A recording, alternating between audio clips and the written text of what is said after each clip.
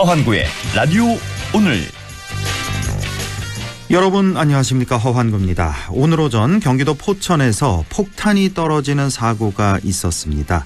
전투기 5폭이었는데요.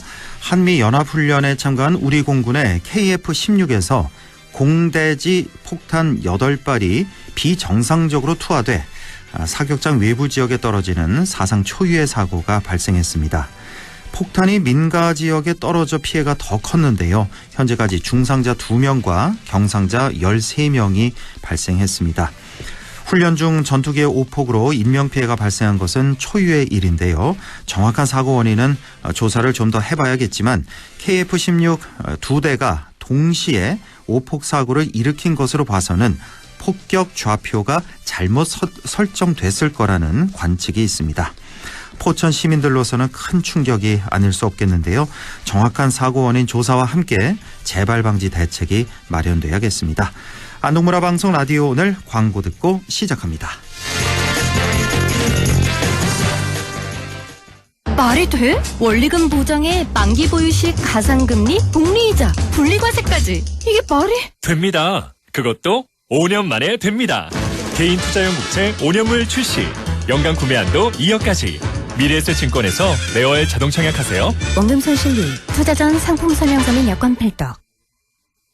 네, 3월 6일 목요일 라디오 오늘입니다. 1부 안영진의 쾌도난법 함께하고요.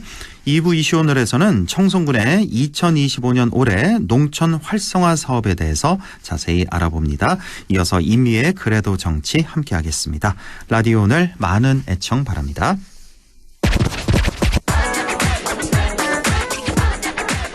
네, 안영진의 쾌도난법 시작합니다. 오늘도 안영진 변호사와 함께하죠. 안녕하십니까? 네, 안녕하십니까. 안영진 변호사입니다. 예, 오늘 경북 북부 지역의 의료 문제에 대해서 준비를 하셨네요. 우리 의료 취약성, 어제 오늘의 문제가 아닌데 국립경북대학교에 의과대학을 설립하기 위해서 지역 정치권에서 노력 중이지만 2,000명 의대 정원 증원을 둔 의정 갈등 사이에서 의대 신설 쉽지 않은 상황에 직면해 있습니다. 자, 오늘은 북부 지역의 의료 문제 해결의 전공법에 대해서 좀 자세히 얘기를 나눠보겠습니다. 자, 안 변호사님 시작해 주시죠. 네네. 현재 상황을 냉철히 살펴볼 필요가 있습니다. 네. 의대 정원 2,000명 증원 문제를 두고 기존의 의대들에서도 내년도에는 정원 증원 이전의 정원, 즉 3,058명이죠. 예. 그 인원만 선발하겠다는 주장들이 점점 힘을 얻고 있고요. 내년에는 이렇게 선발하겠다, 3,000여 명만 선발하겠다고 발표를 했네요, 보니까. 그렇습니다. 예. 그리고 한편 오늘 이제 국민의힘 권성동 원내대표가 네. 이주호 사회부총리 겸 교육부 장관과의 당정 협의를 한 뒤에 이제 말한 게 있는데요. 국민의힘은 의대의 교육 정상화가 시급하다고 보고 의대 학장들의 건의 내용이 현실적으로 타당하다고 판단한다라고 밝혔는데요. 결국 내년도 의대 선발 인원을 증원 이전의 인원인 3,058명으로 추진하겠다는 뜻을 밝힌 거죠. 예.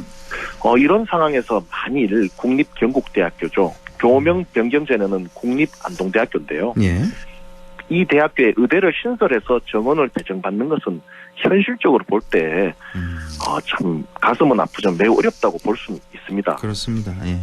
기존의 의대 정원에서 인원을 빼오거나 아니면 추가적으로 정원을 늘려서 정원을 가져와야 하는데 어느 안이나 매우 어렵기 때문입니다. 예. 지금 이 형국에서 국립경북대 의대를 신설하니까 의대 정원 주소라고 건의하면은 정부나 의료계에서 받아들일 가능성이 있는가라는 점이죠. 그렇죠. 일단은 내년 정원이 동결 방향으로 지금 보이고 있기 때문에 기존의 의대에서 그 정원을 줄이던가 해야 새로운 또 TO가 나게 되는 거니까 그렇습니다. 현실적으로는 불가능하다라고 봐야 되겠네요. 예, 가슴 아프지만 또 냉철하게 현실은 봐야 되는데요. 예. 이제 현실성에서 매우 어렵다는 점을 이제 직시해야 되고요. 사실 정치권에서는 구호만 요란했지 과연 국립의대 신설을 위해 어떠한 진전이 있었느냐라고 물으면 실질적인 진전은 없었다고 볼 수 있습니다. 정부 관계자들 만나서 건의하는 정도인데요. 그리고는 정치인들이 사진 찍어서 보도자료 내고 누구누구를 만나서 강하게 건의를 했고 검토하겠다는 답변을 받았다고 선전을 하는데 그런 거 우리 지역이 수년째 계속 겪고 있습니다. 그렇습니다. 예. 이제 좀 옳게 해결을 해보자는 것인데요. 지역에서 점점 더 힘을 얻고 있는 대안이 제가 줄곧 주장해 오기도 했던 국내 유명 병원을 유치하자는 안입니다.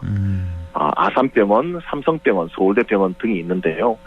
이 안이 오히려 실현 가능성이 높고 한편으로는 지역 의료 문제 해결에 있어서 실효성이 있다는 점인데요. 좀 방향을 좀 바꾸자는 거군요. 그러니까 그렇습니다. 국립의대 신설 이거보다는 현실적으로 봐서는 이제 상급 병원들, 아산병원, 삼성병원, 예. 서울대병원 이런 상급 병원을 유치하자 이쪽으로 힘을 쏟자는 거군요. 그러니까 그렇습니다. 예. 이게 근거는 첫째는 이제 대형 병원 유치라는 대안은 의대 정원 증원과는 무관하다는 것입니다. 예.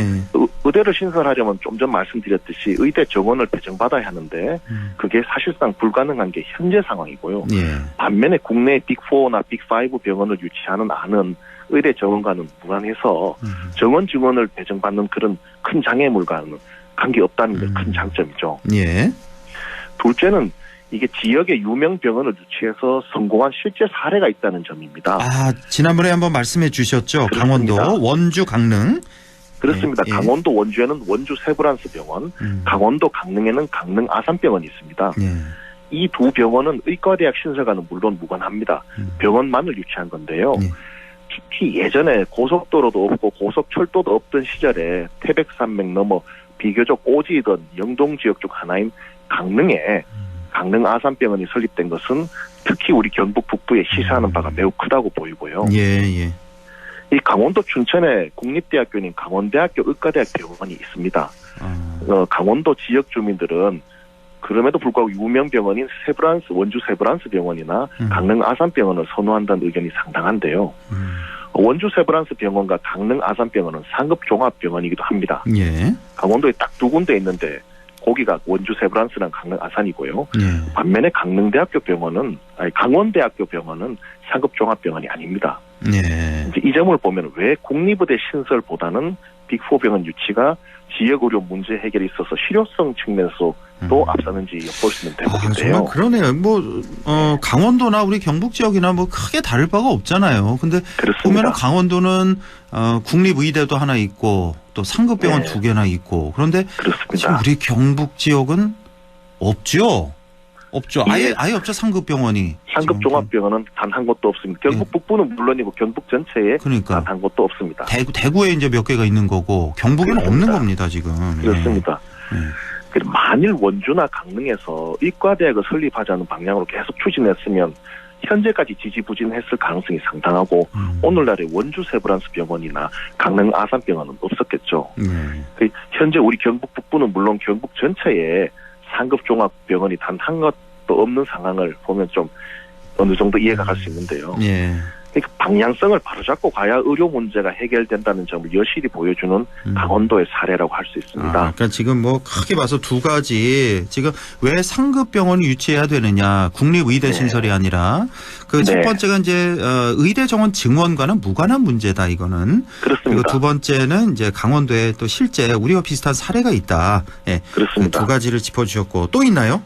이유가? 예, 그 셋째는 지역 공공의료제도나 또는 공공의과대학을 설립하는 것은 법률의 재개정이 필요한 문제입니다. 네. 의료계의 입장과 충돌하는 첨예한 법률인 것 같아서 법률이라서 현재까지도 수많은 법률이 발의는 되었지만 소위원회 단계에서 다 계류되고 통과되지 못하고 있는데요. 예. 그만큼 의료 관련 법률의 재개정이 어렵다는 것입니다. 지역의 유명 대형 병원을 유치하는 것은 법률의 개정과는 무관해서 그러한 장애물이 없다는 큰 장점도 또한 있죠. 그러니까 법률 재개정과 무관하니까 상급병원 유치는 훨씬 그렇습니다. 수월하다. 아까 그 증원과도 무관하다. 이거 같은 맥락이 되겠네요. 예. 그렇습니다. 예. 그 장애물이 훨씬 없는 거죠. 그렇죠. 예. 또 우리가 만일 지역에 국립의과대학 병원이 생긴다고 가정을 해보고 한편으로는 안동 아산병원이나 안동 서울대병원이 생긴다는 상황을 놓고 저울질 해보면요. 예. 과연 지역 주민들이 어느 병원을 더 선호할지, 지역 국립대학 병원일지 아니면 지역 빅4 병원일지, 또 어떤 병원이 생겼을 때 수술하려고 서울이나 대구를 가는 불편함과 고통이 덜할지 그거는 생각해보면 분명히 딱 답이 나오는 문제입니다. 지금 그러면 이제 강원도 생각해보면 그렇죠. 강원대 병원을 갈지 아니면 원주 세브란스 병원이나 강릉 아산 병원을 갈지 그러면 답이 나온다. 상급 병원을 갈 것이다 라는 거고. 그렇죠.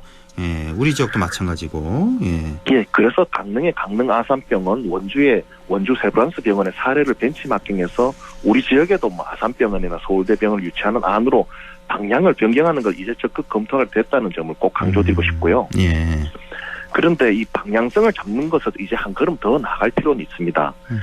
의과대학 설립도 그렇고 빅4 병원 유치도 그렇고 지자체에서 어느 정도 재원을 지원할 수 있으면 그 실현 가능성이 커지는 것은 당연한데요. 예. 그 매년 안동시에서 이제 관련 자금을 적립해 나갈 필요가 있다는 말씀 드리고 싶은 겁니다. 이 상급병원 유치하려면 어마어마한 또 자금이 들어갈 테니까. 그렇습니다. 이게 가장 큰 문제일 것 같은데 지금부터라도 이거 자금 적립해 나가자 이거군요. 그렇습니다. 그 마치 상주시에서 신청사 건립을 위해서 조례를 제정했고 2001년부터 신청사 건립 기본 꾸준히 적립해 왔는데요. 2023년 기준으로 1,316억 원의 기금을 모았다고 합니다. 예. 상주시 자체 자료고요. 예. 물론 이에 대해서는 뭐 그 돈 있으면 관공서를 그래 막 1,500원 넘게 지을 게 아니고 뭐 딴 거 좋은 거 수영장이나 의료시설 짓는 데 써야지. 뭐 이런 비판 여론이 있는 건 참고로 말씀드리고요. 예. 다시 본론으로 돌아오면 안동시에서도 대형병원 건립을 위한 기금 적립을 위한 조례 제정을 논의해야 한다는 거죠. 10년, 20년 앞을 보고 이제 준비를 해야 된다는 거고요. 의과대학에는 빅4 대형병원이든 그걸 유치하려면 지자체의 전폭적인 지원이 필요한데 사실 지원이란 게 무엇이겠습니까? 결국 돈입니다. 돈이죠. 예. 갑자기 돈을 마련하려면 우리 지방 재정이 취약한데 어려우니까 돈을 모아서 다양한 형태의 인센티브를 제공하기 위해서 지금부터 상주시의 예를 봐서 적립을 기금을 마련해보자 이런 제안을 드리는 거고요. 예. 여기서 매번 제가 말씀드리는데 이 하나 더 붙이자면 혈세 먹는 하마인 안동 도산면에는 안동국제컨벤션센터를 비롯한 관련 시설들을 지난 방송에 말씀드렸듯이 강원도 알펜시아 리조트처럼 조속히 경매 또는 공매를 통해서 매각 처리하는 안에 대해서 적극 추진을 할 필요가 있다는 말씀인데요. 예, 지난번에 한번 이거 강조를 해주셨죠. 예, 그렇습니다. 당시 매각을 주도한 강원개발공사 사장인 이만희님의 저서인 그 제목이 이래 돼 있습니다. 알펜시아 이렇게 팔았다. 다시 그 순간이 와도라는 책을 제가 요즘 감명 깊게 읽고 있는데요. 아, 그래요? 그거 당시에 뭐 어떻게 살려보자 이래서 예산 투입하느냐 아니면은 헐값이라도 팔고 떠느냐 이거 두고 했는데 그 매각 과정에서 굉장히 어려움을 겪었습니다. 헐값 매각 논란 물론 있었죠. 예. 그런데 이 할 일을 했다는 점에서 굉장히 강원도가 짐을 들었죠. 요즘은 평가를 받고 있는데요. 안동국제컨벤션센터 등 3대 문화권 단지에 대해서도 매년 나가는 출혈성 적작성 예산이죠. 한 50억 정도 매년 되는 걸로 추정이 되는데요. 이걸 막고 그걸 팔아가지고 매각 대금을 이용해가지고 의료기관 유치에 투입하도록 하는 것도 좋은 방안으로 검토를 해야 된다는 건데요. 돈을 버는 것도 중요한데 쓸데없이 돈 나가는 것도 막아야 된다는 거죠. 당연하죠. 예. 그게 사실 요즘 불경기라서 많은 자영업자분들이 이제 장사를 하시다가 멈추고 관련 이제 시설들을 이제 파시잖아요. 근데 그것이 굉장히 싸지만 팝니다. 왜냐하면 그걸 하는 게 손해를 덜하는 길인데요. 안동 컨벤션 센터도 그렇게 관점 접근해야 되는 보고요. 네, 결론적으로는 의료 문제 해결은 방향성을 옳게 잡고 나가야 하고 관련 자금을 10년, 20년을 바라보고 지금부터 적립해야 나가야 된다는 점 강조드리고 싶습니다. 경북 북부 의료 문제 해결에 저도 함께 하겠습니다. 예, 알겠습니다. 예. 자, 이제는 국립의대 유치보다는 뭐 그것도 한편 노력을 해야 되겠죠. 예, 그렇죠. 그거보다는 이제 상급병원 유치에 좀 더 힘을 집중하자, 관심을 집중하자는 말씀이셨습니다. 그 이유에 대해서는 이제 몇 가지 정도 이렇게 쭉 설명을 주셨네요. 예. 자, 우리가 우리 지역 생각해볼 그런 주제인 것 같습니다. 예. 자, 오늘 여기까지 하죠. 안영진의 쾌도난법 안영진 변호사와 함께했습니다. 고맙습니다. 감사합니다. 네, 라디오 오늘 2부에서 뵙겠습니다.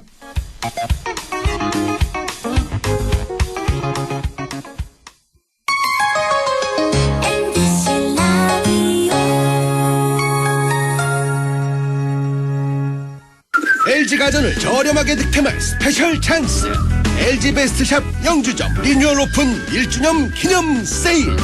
아낌없는 할인에 사은품까지 역대급 혜택이 콸콸콸. 오직 영주점에서만 3월 7일부터 27일까지. LG베스트샵 영주점. 말이 돼? 원리금 보장에 만기 보유 시 가상금리, 복리이자, 분리과세까지. 이게 말이? 됩니다. 그것도 5년 만에 됩니다. 개인 투자용 국채 5년물 출시. 연간 구매한도 2억까지. 미래에셋증권에서 매월 자동 청약하세요. 원금손 실리, 투자 전 상품 설명서 및 여권 필독. 오늘도 안전하게 음주운전 예방수칙 알려드립니다. 첫 번째, 술자리가 예정된 경우 미리 귀가 방법을 정하고 차는 가져가지 않는 것이 안전합니다. 두 번째, 음주 후 자전거나 전동 킥보드를 이용하는 것도 음주운전 처벌 대상에 포함됩니다. 세 번째, 과음을 한 다음 날에는 대중교통을 이용해 주세요. 숙취 음주운전 역시 처벌 대상입니다. 네 번째, 음주운전을 방조하는 경우에도 3년 이하의 징역형 또는 1,000만 원 이하의 벌금형에 처해질 수 있습니다. 적극적으로 말려주세요. 위험한 음주운전 미리 예방하여 소중한 생명을 지켜주세요.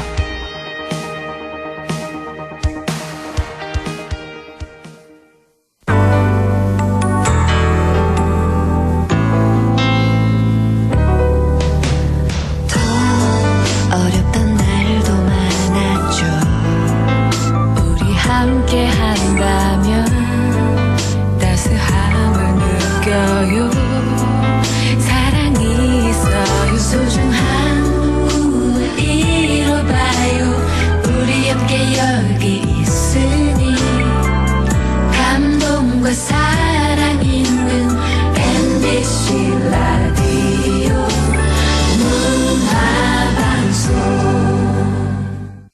100.1 MBC 라디오. 네, 6시 22분 5초 지나고 있네요. 이슈 오늘 시작합니다. 오늘은 청송군 소식 알아보겠습니다. 2025년 올해 청송군은 농업 활성화를 위해서 다양한 노력을 기울여 나갈 거라는데요. 어떤 계획이 있는지 궁금합니다. 자, 청송군 농촌 활력과 정진원 과장을 연결해서 얘기 나눠보겠습니다. 정진원 과장님 안녕하십니까? 예, 안녕하십니까. 저는 청송군청 농촌활력과장 정진원입니다. 반갑습니다. 예, 수고 많으십니다. 자, 청송군이 올해 자연과 공간이 어우러지는 살고 싶은 농촌 공간 구축을 목표로 해서 다양한 농촌 공간 구축 사업을 펼칠 계획이라고 하는데요. 자, 어떤 계획인지요? 예, 우리 청송군은 체계적인 농촌 공간을 정비하여 살고 싶은 농촌 마을을 조성하고 쾌적하고 계획적인 도시 건설과 도시 재생으로 지역 활성화를 위해 올 한 해 각종 사업을 추진하고 있습니다. 네, 꽤 여러 가지 사업 이제 하나하나 좀 제가 여쭤보겠습니다. 예. 자, 2019년부터 추진을 해왔죠. 청송읍 농촌 중심지 활성화 사업이 있는데 이 사업이 올해 말에 완료될 예정이라고요? 예, 그렇습니다. 좀 더 자세히 설명드리자면 마무리된 읍 소재지 환경 개선 사업과 추진 중인 6개 배후 마을에 대한 문화 나눔 공간 정비와 금년 말 지상 5층 규모의 청송읍 행정문화센터가 준공이 되면 청송읍이 새로운 문화 거점 중심지로 거듭날 것으로 기대됩니다. 그렇군요. 지난해 농식품부 공모에 선정된 농촌 협약 사업은 올해 기본 계획을 수립해서 농식품부에 승인 신청할 계획이라고 하는데요. 이건 어떤 사업입니까? 예, 농촌 협약은 농림축산식품부와 지방자치단체가 협약을 통해 지역이 스스로 수립한 발전 방향에 투자를 집중하는 사업으로 2025년부터 2029년까지 5년간 총 383억 원의 예산으로 청송읍을 제외한 7개 면에 각종 다목적 시설 건립과 주민 역량 프로그램을 추진할 예정입니다. 청송읍을 제외하고 이제 7개 면에 이런 시설을 건립하겠다. 자, 예. 취약 지역 생활 여건 개조 사업을 비롯해서 다양한 농촌 개발 사업과 정주 서비스 개선 사업도 이루어지고 있다고요? 예.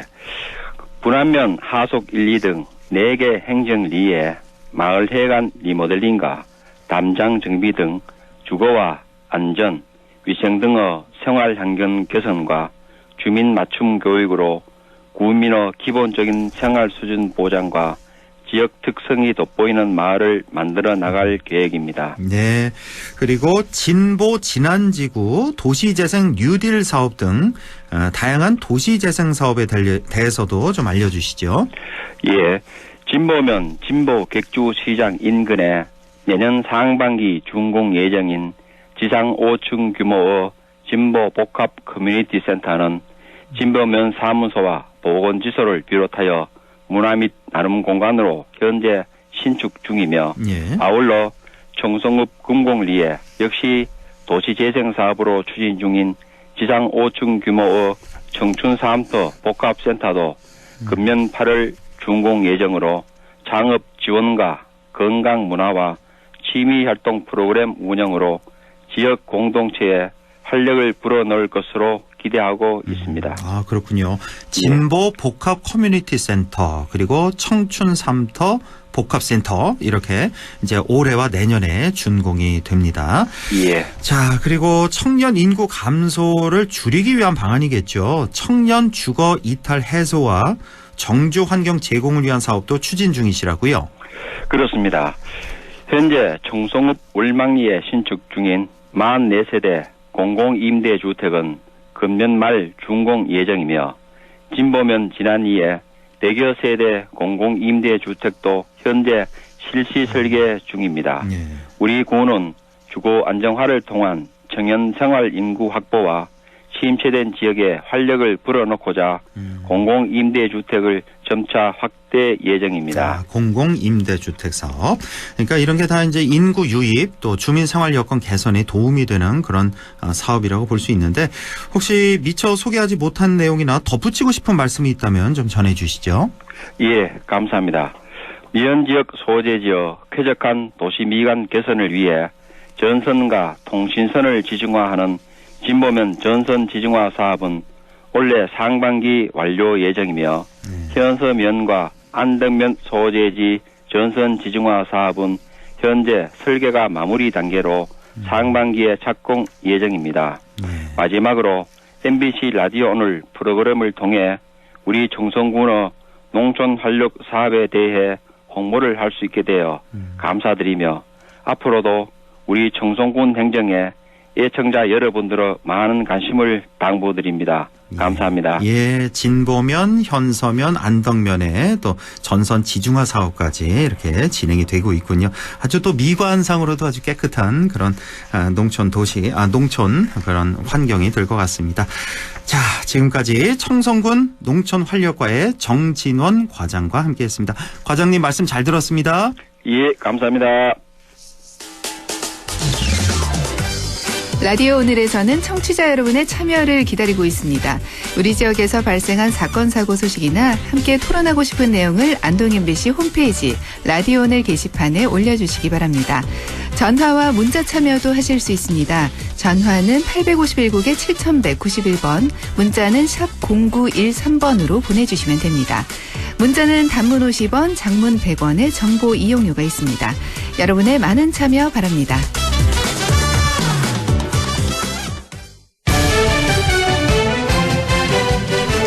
네, 임미의 그래도 정치 시작합니다. 오늘도 더불어민주당 임미애 의원과 함께하죠. 의원님 안녕하십니까?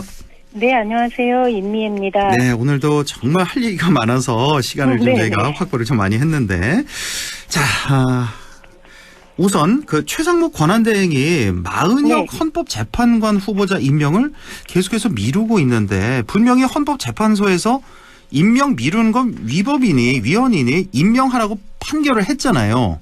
그렇죠. 그럼에도 벌써 불구하고 지금 일주일 넘게 지나고 있는 거 아니겠습니까? 이거 어떻게 분석하고 계세요? 이런. 이건 지난 2월 27일 날 그 헌재에서 그 마은혁 헌법재판관 후보자 임명하지 않는 건 국회의 헌재 구성권 그리고 재판관 선출권 침해한 거다 이렇게 전원일치 위헌 결정을 내렸는데 이게 이제 즉시 임명하여야 된다라는 것에 대한 그 기한이 정해져 있지 않다라는 것 하나, 그 다음에 아무래도 이 한덕수 총리에 대한 이 탄핵안이 지금 헌재에서 심리가 끝났고 아직 결정이 안 난 상태잖아요. 예. 이것을 기다리고 있는 것 같습니다. 그래서 지난 3월 4일 날 국무회의 때 그 비공개 간담회를 통해서 국무위원들 간의 의견을 나눴다고 하거든요. 예. 그런데 국무위원들이 정무적 판단으로 이게 아마 좀 의견을 들어서 결정하면 좋겠다라는 얘기를 한 것 같은데 헌법을 지키는 문제는 정무적인 판단이 필요한 것이 아닙니다. 헌법은 지켜야 하는 거지요. 반드시. 그래서 저는 이유가 무엇이든 간에 최상목 그 권한대행의 행위는 위헌이다. 명백한 위헌이다. 그리고 전국 혼란을 가중시키는 원인이다. 라는 얘기를 좀 드리고 싶습니다. 이렇게 하면 안 됩니다. 이거 나중에 글쎄요. 뭐 직무유기 뭐 이런 걸로 처벌 받을 수도 있는 거 아닙니까? 저희가 많이 인내하고 있는 거죠. 이건 분명하게 말하면 직무유기감이고요. 위헌입니다. 이거는. 위헌이다. 네네. 그럼에도 불구하고 이렇게 안 하는 이유. 지금 이제 국가 대내외적으로 많이 어렵다 보니 저희 민주당 입장에서도 최상목 권한대행의 명백한 불법 위헌 행위가 있어도 그래도 이 상황을 좀 더 극단적인 상황으로 끌고 가지 않으려고 하는 저희 인내의 시간인데 저는 최상목 권한대행이 왜 이렇게 정무적인 판단을 하고서 헌법 이행에 자꾸 이렇게 미뤄두는지 이해할 수가 없습니다. 그러니까요. 너무나 정치적인 행위를 하고 있는 거죠. 평생을 공무원으로 살아왔던 사람인데 뭐 정치인이라면 그래도 좀 이해가 갈 텐데 도저히 이해가 안 가서 뭐 이것뿐만 아니라 뭐 여러 가지가 많습니다만은 일단은 민주당은 인내를 하고 있다. 최상목 대행에 대해서. 하지만 그것에 너무 인내하는 거 아니냐는 그런 비판의 목소리도 많다는 거 아마 알고 계실 것 같고. 욕 많이 먹고 있습니다. 대통령 탄핵 선고 일정이 아직 발표가 되지 않고 있는데 이르면 내일 아니었냐. 그러니까 3월 7일 아니냐. 이런 전망도 꽤 많았단 말이에요. 근데 지금으로 내일은 이제 불가능한 거 하게 됐고 다음 주쯤 선고. 그러니까 한 14일 다음 주 금요일설이 지금 유력해 보이는데 어떻게 보십니까? 저 지난번에 한 3월 14일경으로 얘기를 드렸었는데. 이게 그 변론 종결한 게 2월 25일이잖아요. 그 이후에 헌재가 계속 매일 평일을 열고 요거를 탄핵 심판 쟁점에 대해서 집중 심리를 하고 있다고 하니까 저희가 볼 때는 아마 최종 변론 후에 통상적으로 2주 정도 뒤에 선고를 했던 전례가 있거든요. 그렇다면 다음 주 정으로 선고가 나지 않을까 이렇게 보고 있고요. 특히 이제 마은혁 재판관 임명이 변수가 돼서 좀 그 선고 날짜가 늦어지는 거 아니냐 이런 얘기들 하시는 분도 계신데요. 제가 볼 때는 마은혁 재판관이 임명된다 하더라도 탄핵 심판에 참여하지 않을 가능성이 높고 그렇게 되면 실제로 뭐 변론 갱신 절차를 밟아야 한다든가 이런 일이 벌어지지 않기 때문에 더 심판이 늦어지거나 이러지는 않을 거라고 봅니다. 자, 헌재 결정이 과연 어떻게 나올까? 이것도 초미의 관심사인데 아까 그 최상목 대행이 왜 마은혁 후보자를 임명을 안 할까? 그러니까 한편에서 이제 예상하는 게 탄핵을 반대하는 쪽에서는 현재 한 5대3 정도 아니냐. 그러니까 이제 임명하지 마라. 그러니까 5대3이면 이제 기각이 되는 거니까. 그래서 이제 이걸 미루고 있다. 뭐 이런 예상도 좀 있더라고요. 그리고 또 탄핵을 찬성하는 쪽에서는 8대0 만장일치다. 이건 어떻게 봐도 이렇게 보고 있는 것 같은데요. 우리 임미애 의원님도 역시 이쪽인가요? 8대0? 저는 근데 탄핵 반대하는 쪽에서는 5대3이라는 얘기가 나오는 거는 대통령이 임명한 사람 3명, 그 다음에 보수 성향을 지니고 있는 그 국민의힘 추천 인사들, 이렇게 해서 5명이 탄핵 반대를 할 거다. 이렇게 예상을 하고 있는데요. 탄핵 반대가 5였어요? 저는 찬성이 5, 반대가 3인 줄 알고 있었는데. 아니에요. 반대가 반대하는 데서 5대3으로 기각이 될 거다라고 보고 있는 거죠. 그래요? 네. 그런데 이미 국민들은 이 12월 3일 날 TV를 통해서 계엄이라는 위헌적인 행위 통해 정말 헌법기관이 어떻게 침탈되었는지를 TV를 통해서 봤거든요. 그렇습니다. 그러니까 명백한 위법 행위라는 거를 국민들이 모를 리가 없습니다. 그래서 저는 이 문제는 헌법재판관 개개인의 성향이 진보냐 보수냐 혹은 누가 임명했느냐 누가 추천했느냐 이 문제가 아니라 헌법과 법률에 명시된 계엄의 선포 사유 절차 이런 것을 위반했느냐 안 했느냐 이거를 따지는 문제이기 때문에 당연히 제 입장에서는 이거는 성향을 떠나서 할 때 0이어야 된다라는 생각을 하는 거죠. 그러니까 그 뭐 5가지 정도 쟁점이 있었잖아요. 뭐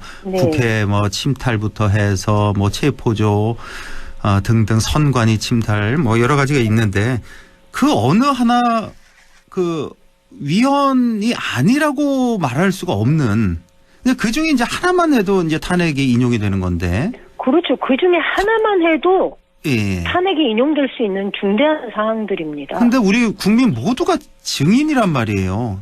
이걸 다 5가지 다 봤단 말이에요. 실제로. 네, 맞습니다. 그래서 8대0. 근데 만약에 탄핵이 기각이 된다.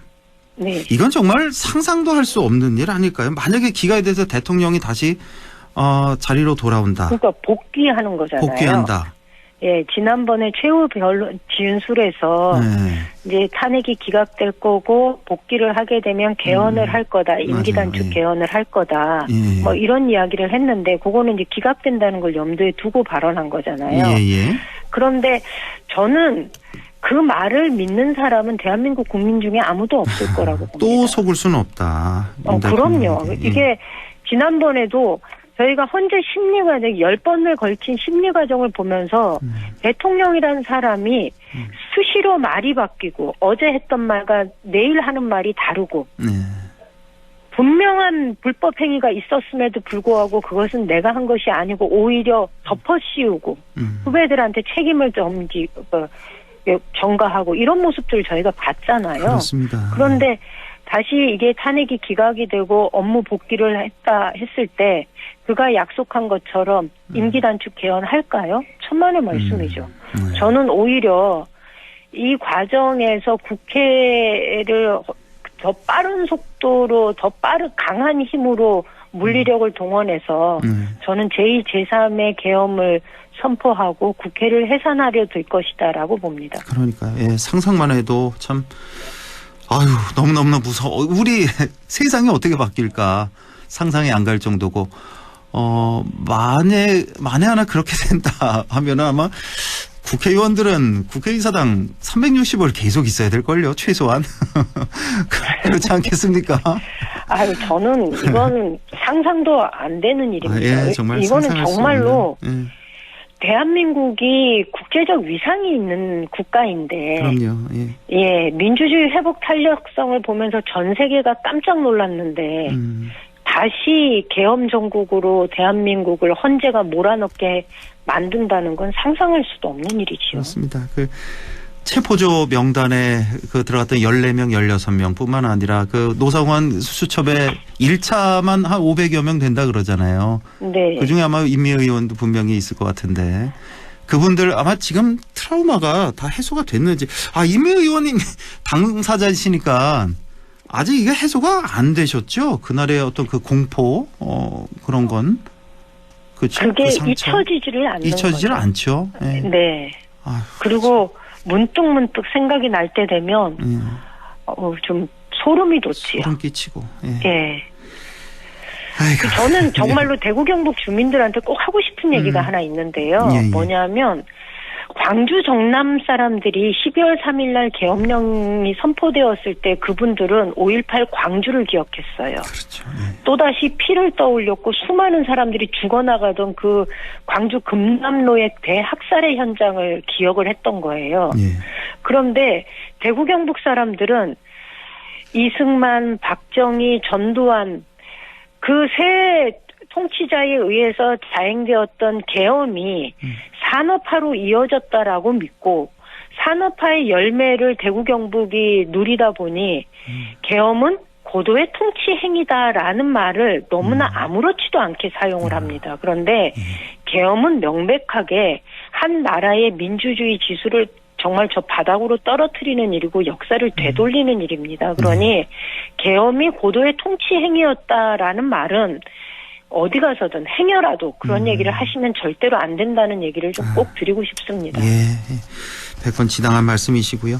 자, 이재명 대표 얘기를 좀 해보겠습니다. 인터뷰를 최근 몇 건을 하셨는데 최근에 한 두 가지 정도 크게 좀 여쭤보고 싶은데 첫 번째가 이제 이재명 대표가 이제 AI 정책에 대한 그 유튜브 대담에서 AI 기업을 국민이 키워내고 국가나 국민 펀드가 지분을 갖고 수익을 내면 국민 세금 부담이 줄어들 거다.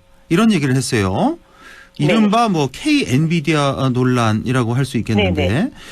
그러자 이제 여권의 잠룡들이 일제히 이건 뭐 무서운 기본 사회 구상이자 사회주의다, 공산주의다, 뭐 상상 속 회사를 뜯어먹을 국리만 한다 이렇게 일제히 공격을 하고 있거든요. 근데 이 중에는 비교적 합리적이라고 볼 수 있는 그리고 이 분야를 잘 안다, 경제를 잘 아는 유승민 전 의원도 그렇고 이준석, 안철수 의원도 이제 비판에 가세를 했던데 자, 이 논란을 좀 어떻게 보십니까? 좀 해명하셔도 좋을 것 같고. 예.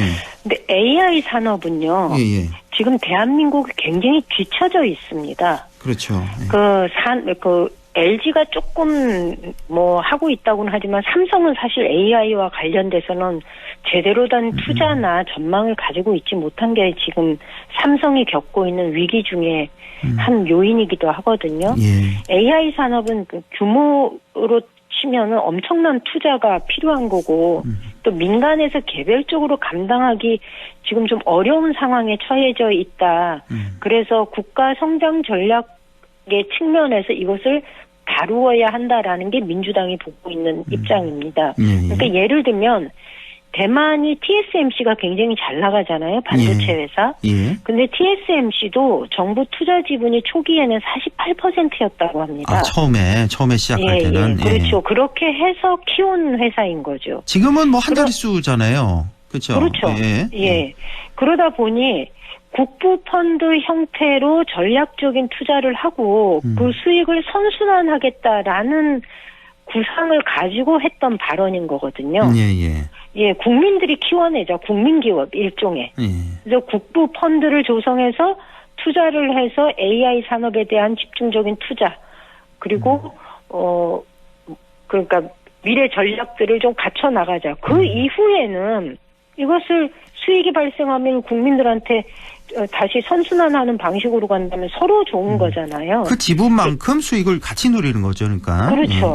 그러니까 특정한 기업이 모든 수익을 독점하는 형태가 아니라 국민 펀드가 여기에다 투자를 한다면 그 수익은 골고루 나눠가는 거니까 저는 이런 구상은 묻지도 따지지도 않고 비판할 것이 아니라 TSMC가 48% 정부 지분으로 출발했다라는 것을 알고 있는 사람이라면 한 번쯤은 해볼 만한 시도이다라고 생각을 하거든요. 근데 이거를 그동안 정부 여당이 과학기술, 디지털, AI 투자해야 되는데 민주당 자꾸 발목 잡는다 이런데 그렇게 말하지 말고 이런 제안에 대해서 한 번쯤은 심사숙고하고 한번 고민해보는 것이 필요하지 않을까라는 생각이 좀 듭니다. 무조건 이재명이 하면 뭐든지 비판부터 하고 보는 태도는 좀 너무 구리잖아요. 그러니까 이제 그거는 좀 벗어났으면 좋겠습니다. 이게 조기 대선 시즌이어서 그런 것 같습니다. 아마 제 생각에는 유승민, 이준석 이런 분들 아마 속으로는 다 알걸요. 다 아는데 이제 정치 공세하는 정부 거고. 세금으로 기업에 투자를 하는 것보단 저는 펀드를 조성해서 거기에 국민들이 이 가입을 해서 그 돈으로 투자를 하는 방식 저는 이거 해볼 만하다고 봅니다. 그러니까요. 그러니까 어쨌든 어떤 이런 정책을 갖고 여야가 싸운다는 게 이런 거 참 오랜만에 보는 것 같아요. 3년 동안 보지 못하다가 저는 이런 거 되게 좋거든요. 이렇게 정책 갖고 여야가 싸우는 거. 그래서 이번에 이제 무조건 이제 상대 당의 정책이라고 해서 반대할 게 아니라 그러니까 저도 민주당한테 바라는 게 그거예요. 만약에 국민의힘이 어떤 좋은 정책을 갖고 나오면 이거를 인정하고 받아들이자, 같이 논의하고, 그래서 국민을 위한 그런 정책을 받아들여야 되는데 무조건 상대당의 정책이라고 해서 배척하는, 비판하는 이런 모습 굉장히 안 좋거든요. 그래서, 예. 저희도 그렇게 뭐라 그럴까, 주인된 마음으로 책임지는 자세로 예. 그렇게 임하도록 하겠습니다. 만약에 여당이 된다고 한다면 야당에서 네. 이런 정책들 갖고 나오면은 적극적으로 좀 수용하고, 좋은 정책이라면 그런 모습을 좀 보고 싶어요. 국민의 한 사람으로서. 네, 그렇게 싸우는 모습만 보이지 말고. 또 하나가 이제 이재명 대표 이제 어제 방송에서 체포동의안 이제 23년에 이제 두 번이 있었죠. 한 번 부결되고 네네. 한 번은 가결됐는데, 한 번은 가결되고. 예. 그 표결 과정에서 당내, 그러니까 민주당 일부 인사와 검찰이 공모해서 체포안을 가결시킨 것 같다. 물증은 없지만 그렇게 추측한다, 이렇게 방송을 했단 말이에요. 여기에 대해서 이제 비명계가 이제 이건 인격 모독이다 이렇게 반발하고 나섰는데, 이재명 대표 어제 인터뷰하는 거 보니까 이제 구속이 안 되려면 당대표를 내놔라라는 소리까지 들었다, 6월에. 이거는 어떻게 보면 듣는 사람 입장에서는 협박으로도 좀 들리고 그렇거든요. 네, 그렇죠. 지금 오늘 민주당 내 하루 종일 좀 시끄럽지 않았나요, 이 문제로? 어땠어요, 이 문제? 의원들 내에서는 이야기가 좀 있었는데요. 예. 저는 전 사실 오늘 하루 종일 상임위가 있어가지고.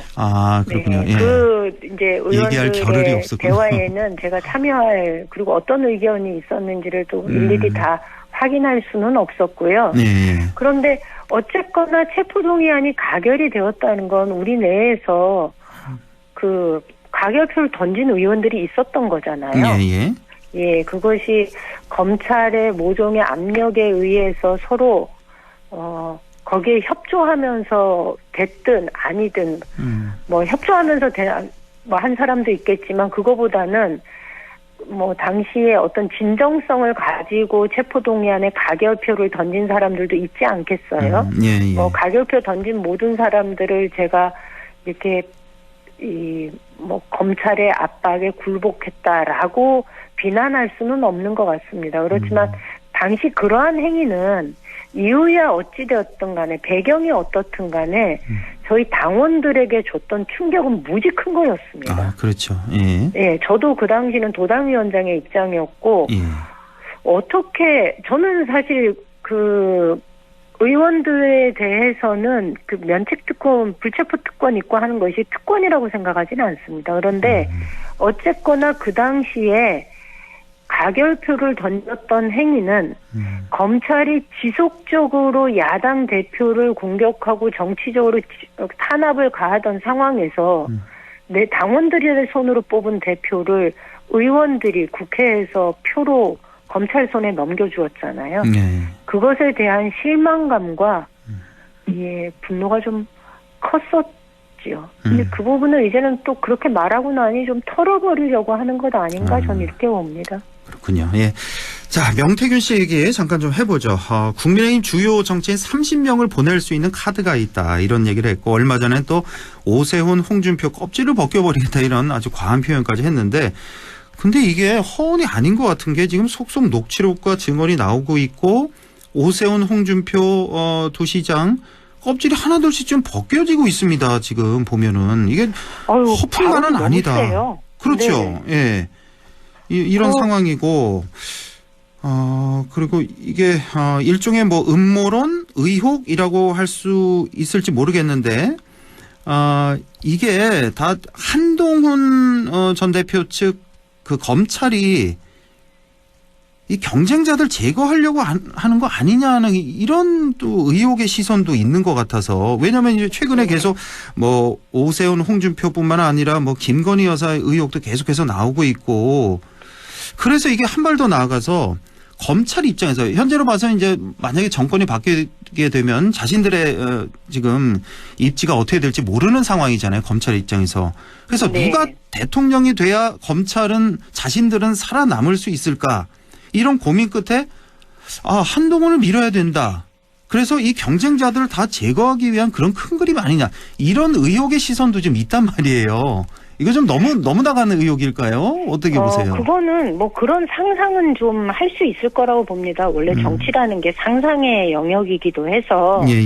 예, 뭐 한동훈 전 대표한테 이 자리를 깔아주기 위한 어떤 의도가 작동된 거 아니냐라고 볼 수도 있겠지만 저는 그거보다는 실제로 명태균 씨가 이 공당에 끼쳤던 영향이 적지 않은 수준이 아니라 매우 컸고 그것은 수사로 밝혀져야 하는 거기 때문에 지금 뭐 뒤늦게 이건 뭐 한동훈과 검찰이 손잡고 이럴 수도 있어라고 의혹이 그런 뭐 이렇게 상상을 할 수 있어도 그 이전에 명태균 씨와 그 관련된 많은 정치인들이 저질렀던 불법적인 행위는 반드시 수사로 짚고 넘어가야 되는 사안이어서. 그러니까요.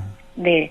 또 그것을 그렇게 정확하게 수사하지 않으면 이 자체가 의도가 있는 것이다라고 생각을 하기 시작하면 수사도 제대로 안 되거든요.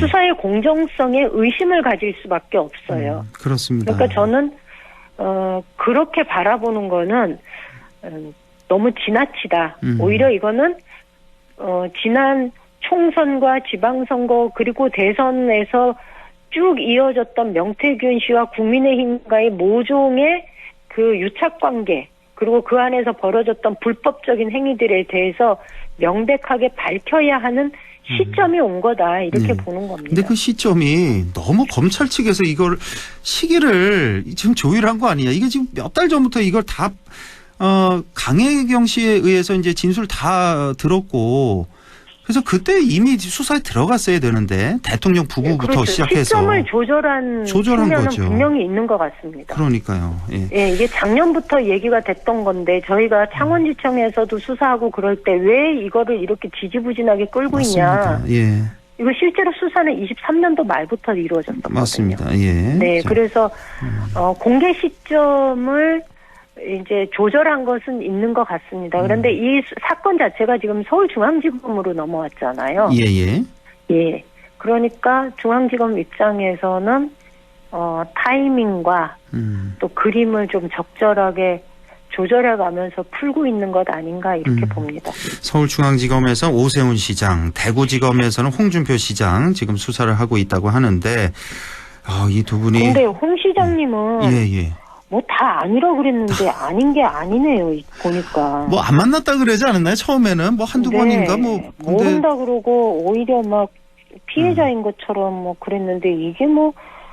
무슨 그러니까 죄냐. 홍 시장이 아들을 통해서 명태균 씨하고 연결을 한 거잖아요. 그러니까요. 그러니까 행사 때 김건희 여사 초청해달라라는 얘기도 하고 맞아요. 뭐 복당하는 데서 뭐 아버지가 감사하게 여기고 있다 이런 얘기를 시장에 출마하는 사람, 한때는 대선 주자였던 사람이 직접 연결하지 않고 아들을 통해서 했다는 거거든요. 아들이 아버지의 동의 없이 했을 리가 없잖아요. 당연하죠, 그거는. 그런데 이런 상황에서도 계속 발을 빼고 있는 거 보면 홍 시장님 이러시면 안 됩니다, 이게. 그러니까. 이렇게 되면은 국민의힘 최종 후보는 뭐 김문수, 한동훈 대결 이렇게 되는 건가요? 참 한치 앞을 알 수가 없네요.